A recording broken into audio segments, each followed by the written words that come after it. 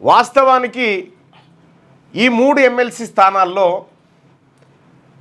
ఏం జరిగింది ఓటింగు, ఎవరికి గెలుపు అవకాశాలు ఉంటాయి, ఎవరు ఎట్లయితే గెలుస్తారు, సో డబ్బు ప్రభావం ఏమైనా చూపిస్తుందా, ఈ అన్ని అంశాలు మనం మొదటగా మాట్లాడుకుందాం.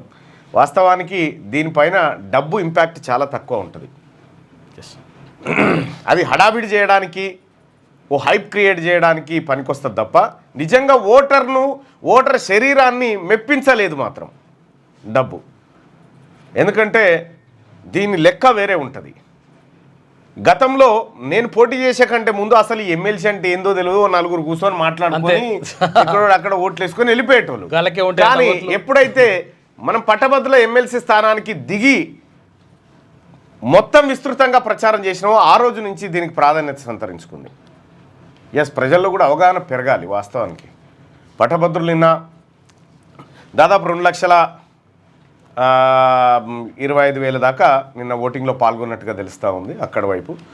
ఇక ఇటు టీచర్ ఎమ్మెల్సీ ఎన్నికల్లో ఇటో 24,000 అటో 24,000 మంది ఓటింగ్లో పాల్గొన్నట్టుగా తెలుస్తూ ఉంది.